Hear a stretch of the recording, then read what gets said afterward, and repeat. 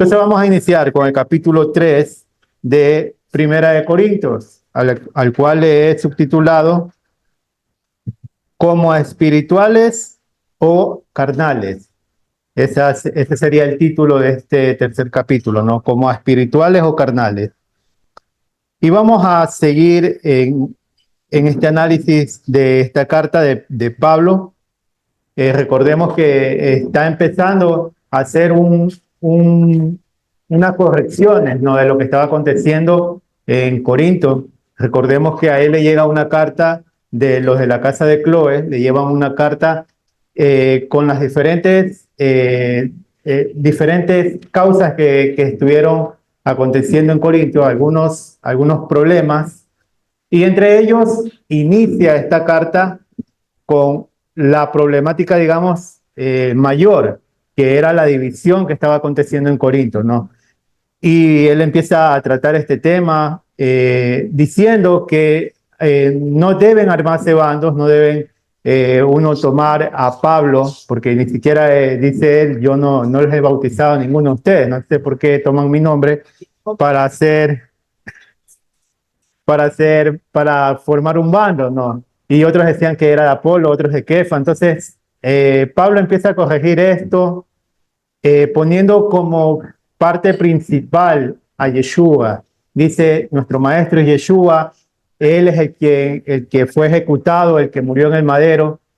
Entonces, ninguno de nosotros tenemos la honra, ni ninguno de nosotros tenemos el por qué atribuirnos que ustedes son nuestros. Nadie es de ninguno de nosotros, nadie es de nuestra pertenencia, en este caso hablando Pablo, sino que todos pertenecemos al Mashiach, a Yeshua. Entonces, entendiendo esto, ¿no? Estaba también hablando de la sabiduría humana. Recordemos que está hablando de una congregación que está en Corinto, donde era muy habitual la filosofía, ¿no? La filosofía helenística en su tiempo, y empieza también a tratar esto, poniendo en alto la sabiduría del Eterno, diciendo que aún lo insensato de Elohim es más que lo sensato de ellos, ¿no? La sabiduría de ellos. Entonces, según ese contexto, continuamos al capítulo 3 y dice en el verso 1, de manera que yo, hermanos, no pude hablarles como a espirituales, sino como a carnales, como a niños en el Mesías. Les di a beber leche y no vianda, porque aún no eran capaces, ni son capaces todavía. Y algo importante, ¿no? Aquí cuando se habla de viandas, en el verso 2, eso ustedes deben entender que digamos que es una traducción no muy acorde, ¿no? Cuando se habla de viandas, se trata de carne, de carne. Recordemos más adelante, ¿no? En los siguientes capítulos va a tratar también el tema de las carnes que son ofrecidas a ídolos, y ahí trata el mismo tema de las viandas. Entonces, tomen en cuenta eso, ¿no? Que esas viandas que está traducido ahí como viandas hace referencia a carne. En este caso, pues, el alimento, ¿no? Entonces vemos que inicia, ¿no? Pablo diciendo, yo no les puedo hablar como espiritual, o sea, como personas. Entendamos que esta palabra espiritual está hablando personas que han llegado a un nivel. En el capítulo anterior lo dijo, ¿no? Porque no han llegado a esa madurez. Entonces dice, yo no les puedo hablar como personas que han alcanzado esa madurez, sino como a niños. Y les trata o los llama carnales, ¿no? Bien, dice en el verso 3, porque aún son carnales, pues habiendo entre ustedes envidia y pleitos y disensiones, no son carnales y andan como hombres. Y aquí hay una pequeña comentario que yo les quiero hacer en este capítulo, en este verso 3, y es acerca de una variante que vemos en este verso, que sería la palabra y disensiones, como ustedes pueden ver ahí en la pantalla, que yo le he puesto con fucsia. Ese y disensiones, en este caso, yo en la parte derecha les he puesto ahí las dos variantes, que sería epis, que sería eris, ¿verdad? Perdón, eris, que significa rivalidad, ¿ya? Eris significa rivalidad, y la otra variante textual es eris ki kai dichostasai, que significa rivalidad y divisiones. Ya, esas dos variantes, ¿no? Que yo les quería mostrar es que no cambia para nada el contexto de lo que está hablando Pablo aquí, ¿no? Pero y disensiones nace es por, sobre todo el papiro 46, que es uno de los papiros más antiguos. Este papiro contiene la frase y disensiones. Entonces, ahí yo les traje las dos variantes textuales para que ustedes puedan analizar y también cada una de las variantes según en qué está respaldado, en qué manuscritos o en qué papiros están respaldados. Bien, entonces dice, porque aún no son carnales, pues habiendo entre ustedes envidias y pleitos y disensiones, no son carnales y andan como hombres, porque diciendo él, el uno, yo ciertamente soy de Pablo, y el otro, yo soy de Apolo, no son carnales, y ahí entre paréntesis yo les he puesto hombres, ¿no? Que aquí justamente en este verso, en el verso 4, cuando le ponen esta pregunta, no son carnales, realmente debería decir no son hombres. La Reina Valera le pone carnales, pero la palabra correctamente sería hombres.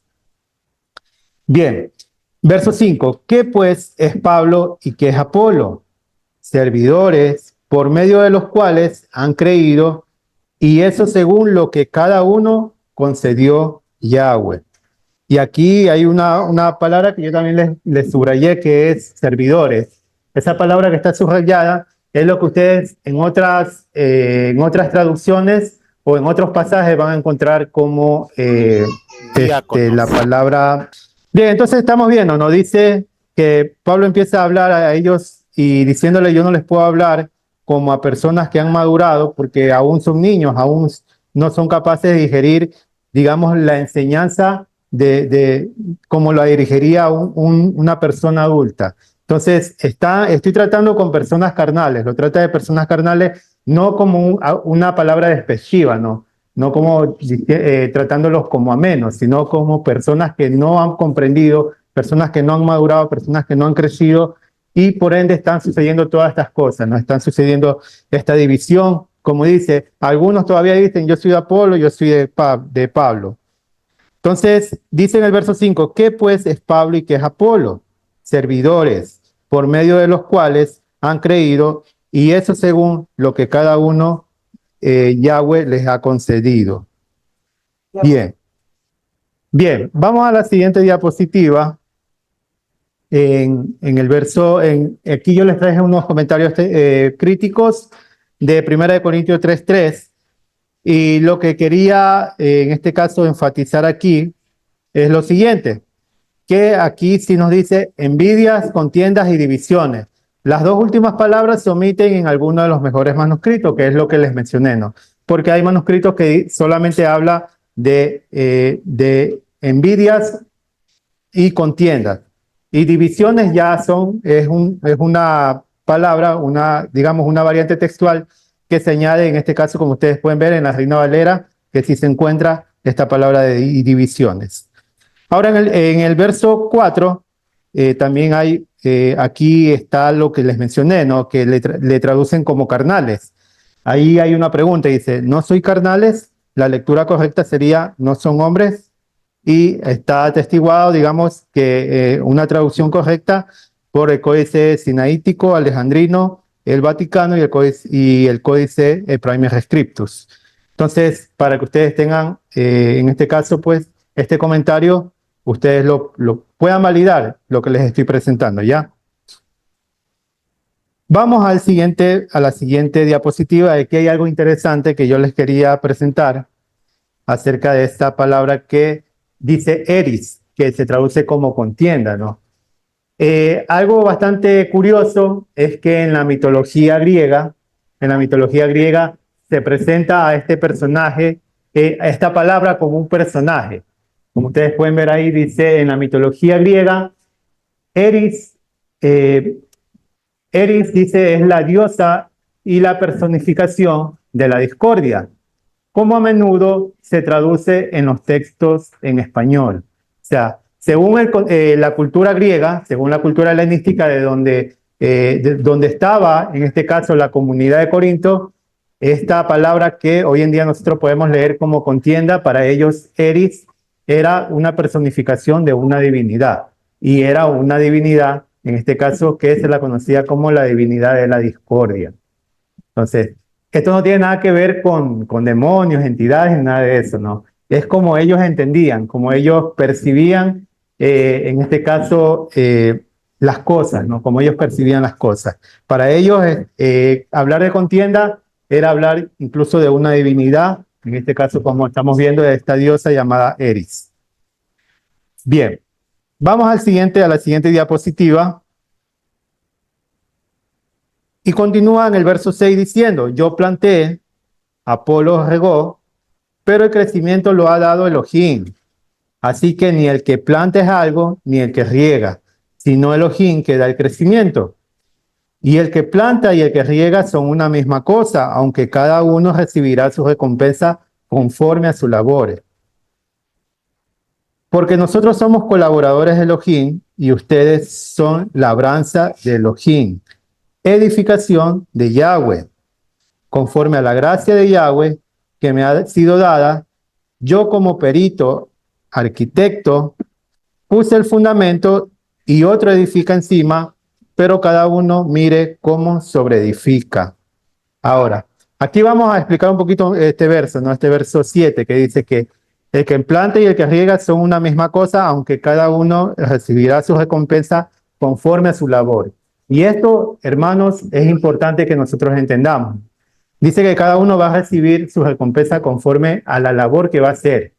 Es decir, no todos vamos a tener la misma recompensa. Tal vez mi recompensa no sea mayor a la que vaya a tener otro hermano, pero a todos se les dará. Aquí no habla de que nadie va a quedar sin recompensa, pero dice que cada uno según el grado de lo que haya hecho, porque así es como el Eterno también pues premia. El Eterno premia al que se esfuerza más. Entonces es importante, ¿no? Estas palabras que dice Pablo, tratando este tema de esta división que está aconteciendo, ¿no? A pesar de que yo planteé, Apolos hizo su trabajo, él hizo, y lo trata como alguien que ha regado, ¿no? Pero dice, puede ser que yo planteé, puede ser que Apolos haya regado, pero nada de eso nos da a nosotros un mérito. ¿Por qué? Porque dice que el que da el crecimiento es el Eterno. Él es el que ayuda a que la obra crezca. No somos los hombres. Ninguno de los que estamos aquí somos quienes tenemos mérito. El único mérito es del Eterno, el único mérito es de Yeshua, quien nos permite estar en este camino, quien nos permite entender esta palabra y quien nos permite también poder guardar la Torá según su enseñanza. Entonces, mis hermanos, vamos yo les traje en la parte derecha de la diapositiva un cuadro, ¿no? Ahí también hay un pequeño comentario que yo les hago. Dice, la referencia de Agustín a las palabras regó para el bautismo, esto lo habla en una carta contra un padre de la iglesia que se llamaba Petiliano. En esta carta él hablando sobre una disputa que había acerca del bautismo y acerca de cómo algunos, digamos, según Petiliano, no eran considerados buenos padres, ya, buenos servidores. Él tratando aquí el tema del bautismo, él toma esta frase de Pablo, esta palabra que dice regó, y él lo trata de esta forma, dice, es uno de los innumerables ejemplos de las escrituras distorsionadas por el eclesiastismo. Es decir, que cuando aquí según Agustín está leyendo la palabra regó en 1 Corintios 3:6, para él esto hace una referencia al bautismo. ¿Ya? Quiere decir que Pablo es el que enseñó y el que hizo la inmersión es Apolo. Y estamos hablando del mismo contexto, ¿no? Estamos hablando que en el verso 2 dice Pablo, yo no les he bautizado a nadie. ¿Ya? Pero no necesariamente es eso lo que está enseñando Pablo, sino que él está diciendo, cada uno está haciendo su labor. ¿Ya? Cada uno está haciendo su labor. Sin embargo, vemos cómo los padres de la iglesia, desde los primeros siglos, interpretan estos versos y de esto hacen las doctrinas, que más adelante vamos a ver otra doctrina que también nace de este capítulo 3. Bien, más abajito, perdón, dice lo siguiente, en el siglo I, la palabra que ustedes ven ahí en griego que significa, que se lee en este caso, architectón, No tenía el significado moderno de arquitecto como diseñador de edificios en el sentido técnico que usamos hoy. Más bien se refería a un maestro constructor, supervisor de obra o incluso un artesano principal que dirigía proyectos de construcción. ¿Y esto por qué? Por la palabra que ustedes pueden ver en el verso 10, que yo les he marcado con amarillito, que dice perito arquitecto. Realmente en el griego no debería decir perito arquitecto, sino que debería decir sabio constructor. Ya. Ustedes si quieren pueden hacer poner esa nota, ¿no? en sus Biblias, ¿no? Lo correcto sería que dice Pablo, conforme a la gracia de Yahweh que me ha sido dada, yo como sabio constructor puse el fundamento y otro edifica encima, pero cada uno mire cómo sobreedifica. Y pasamos a la siguiente diapositiva. Porque nadie puede poner otro fundamento que el que está puesto, el cual es Yeshua, el Mesías. Y si sobre este fundamento alguno edificare oro, plata, piedras preciosas, madera, heno, hojarasca, la obra de cada uno se hará manifiesta, porque el día la declarará y pues por el fuego será revelada y la obra de cada uno, cual sea, el fuego la probará.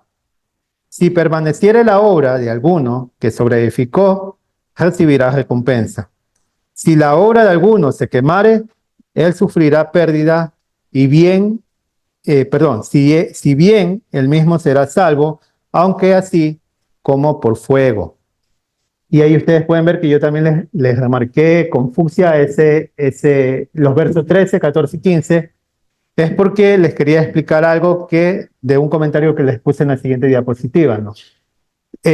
Asimismo, ¿no? Los padres de la iglesia, cuando tomaban estos textos, los interpretaban a su manera. Les doy un ejemplo. Por ejemplo, Marción del Ponto, cuando leyó en 1 Corintios 7 sobre la recomendación que hace Pablo a los hombres, le dice: si es bueno para ustedes quedarse solteros, para así servir al Eterno, hágalo, si es que pueden. Ya, entonces, por estas palabras, Marción del Ponto empezó a enseñar en su movimiento que los hombres no deben casarse. Y luego los padres de la iglesia, luego los papas tomaron esto para enseñar que los papas no deberían casarse, que los curas no deberían casarse, ¿no? Tomando o malinterpretando las palabras de Pablo.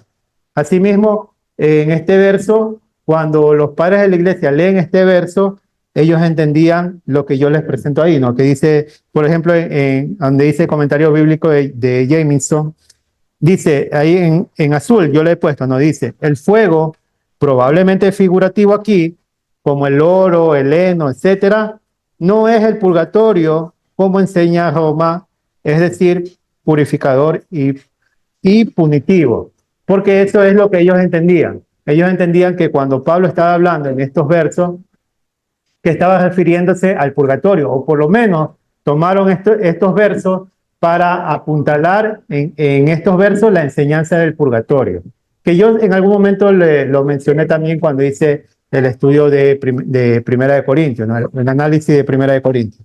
Entonces, así es como los padres de la iglesia pues fueron creando estas doctrinas, estas enseñanzas teológicas y sacando de contexto palabras de Pablo, ¿no?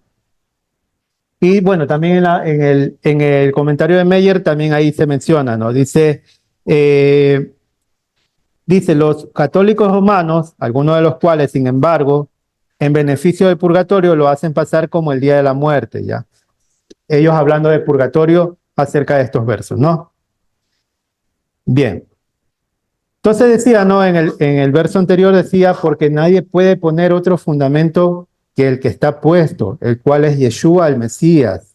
Y sobre este fundamento, y si alguno sobre este fundamento edificare, sea oro, plata, piedra preciosa, madera, heno, hojarasca, la obra de cada uno será manifiesta, porque el día la declarará, pues por el fuego será revelada, y la obra de cada uno, cual sea, el fuego la probará. Y esto nosotros debemos entenderlo desde un contexto de la Torá.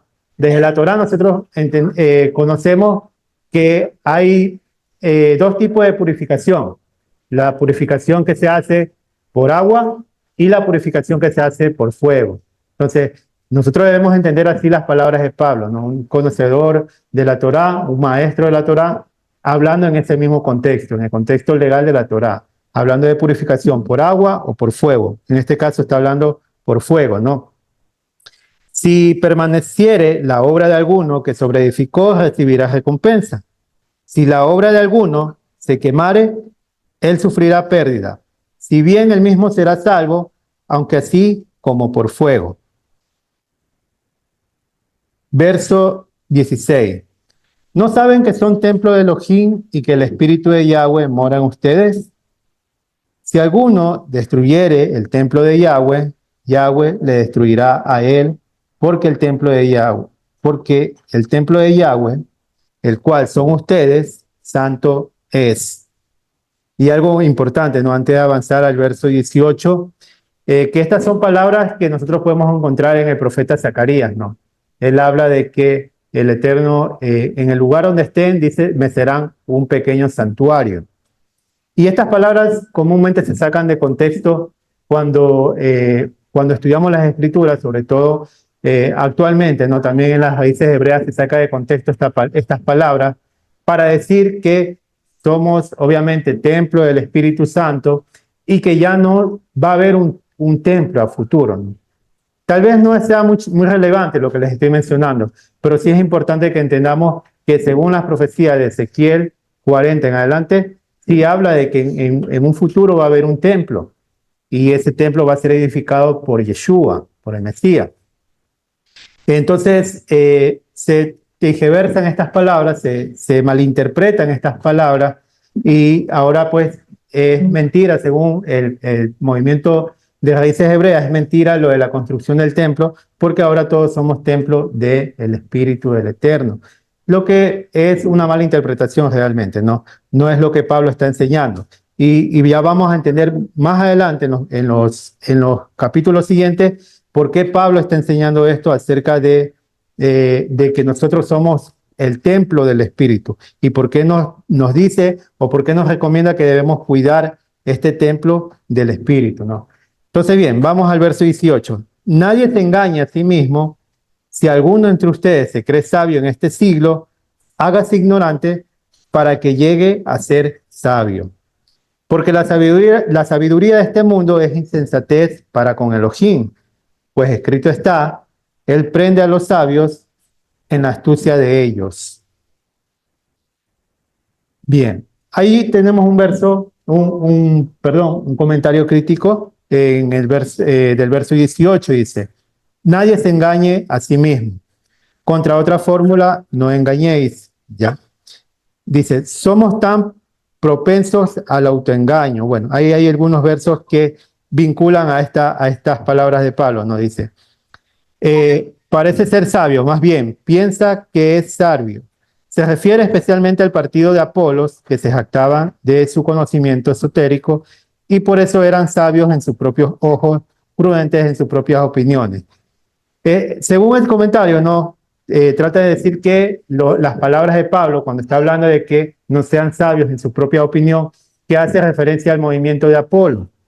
¿Ya? Es muy probable que, porque Apolos fue una persona que inicia, digamos, en las escrituras, cuando nosotros leemos Hechos 18, él era una persona muy conocedora de las escrituras, según dice el texto, y que Priscila y Aquila se acercan a ellos y les enseña acerca de Yeshua, les enseña acerca de la restauración.